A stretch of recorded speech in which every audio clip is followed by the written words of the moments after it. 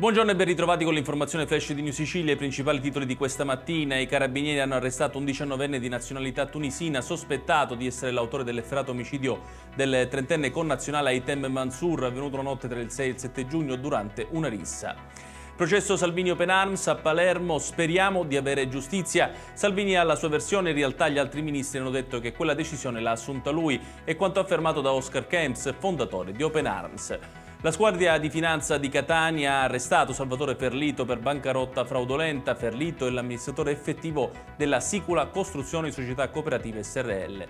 Un bambino di 2 anni di Trapani si è sentito male dopo aver ingerito droga. Il piccolo era svenuto e i suoi genitori lo hanno portato all'ospedale, dove si trova ricoverato in prognosi riservata. Infine a Biancavilla, nel catanese, i carabinieri hanno arrestato un 25enne per detenzione di armi clandestine e munizioni, oltre che detenzione di sostanze stupefacenti ai fini di spaccio. Ed è tutto per questa edizione. Tutti i dettagli su questi titoli li trovate sul nostro sito www.newsicilia.it. Grazie per averci seguito e arrivederci.